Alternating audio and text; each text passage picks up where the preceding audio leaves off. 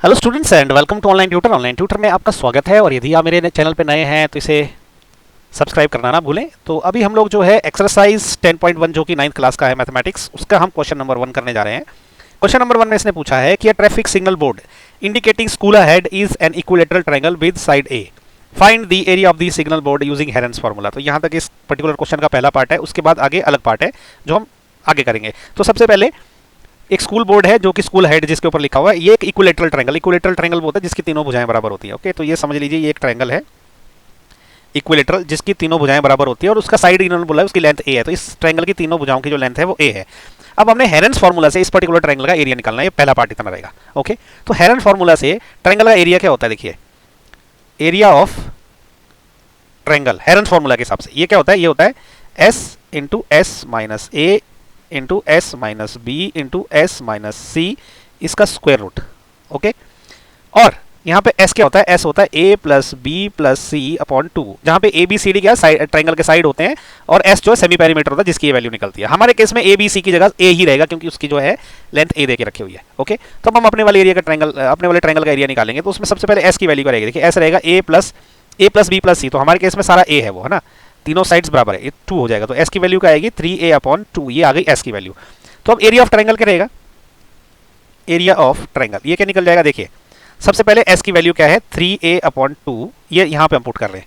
Okay, into फिर से S आ जाएगा 3a अपॉन 2 माइनस ए की जगह ए है क्योंकि तीनों साइड्स बराबर है इसकी, फिर आएगा अगेन एस, यहाँ पे एस की जगह 3a अपॉन 2 माइनस बी की वैल्यू भी ए है क्योंकि तीनों साइड्स बराबर है, फिर आएगा 3a अपॉन 2 माइनस अगेन सी की वैल्यू भी ए है। ओके, इस पूरे का रहेगा स्क्वायर रूट। ओके, अब देखिए 3a ये जो वैल्यू है 3a अपॉन 2 माइनस ए, ये किसके बराबर होता है, अगर मैं इसका एलसीएम निकालूं तो ये हो जाएगा 2, ये हो जाएगा 3a माइनस 2a, तो ये हो जाएगा a बाई 2। ओके, तो ये a बाई 2 हो जाएगा।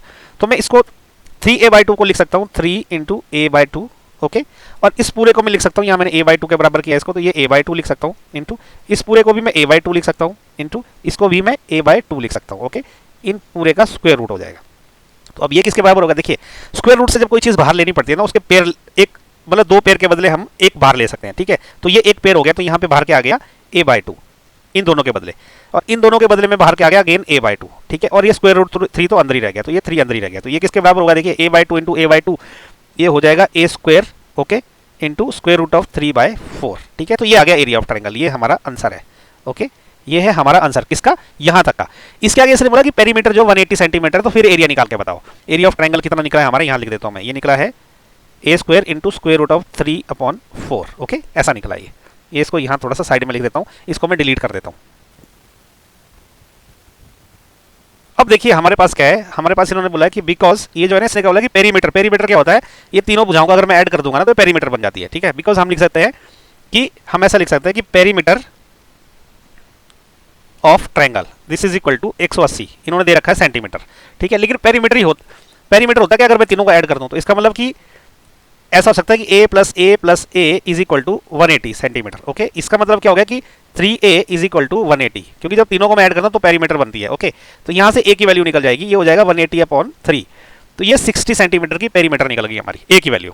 ओके, अब साइड की वैल्यू निकल गई 60, यहाँ से हमने साइड की वैल्यू निकाल दी और हमने ट्रायंगल ये का एरिया जो है ये निकाल के रखा हुआ है। तो हम इसका लिख सकते हैं कि विच इंप्लाइज कि एरिया ऑफ ट्रायंगल क्या हो जाएगा, area of triangle this is equal to, यहाँ पे हम a की वैल्यू पुट कर देंगे, ये क्या है a square into square root of 3 by 4, इसको हम क्या लिखेंगे a की जगह के लिख देंगे, a की वैल्यू पुट कर देंगे। ओके, तो a की वैल्यू अब हमारे केस में क्या है, ये है 60 इंटू 60, क्योंकि a स्क्वायर मतलब 60, a की वैल्यू पुट कर दी into square root of 3 upon 4, ये ऐसा आ गया।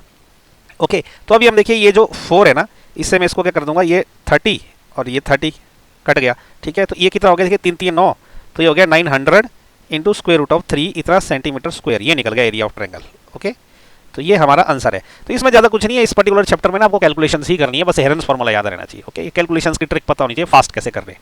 ओके, तो इसी के साथ जो है क्वेश्चन नंबर 1 हो गया खत्म। नेक्स्ट वीडियो में हम करेंगे क्वेश्चन नंबर 2, और प्लीज़ मेरा चैनल सब्सक्राइब जरूर करें।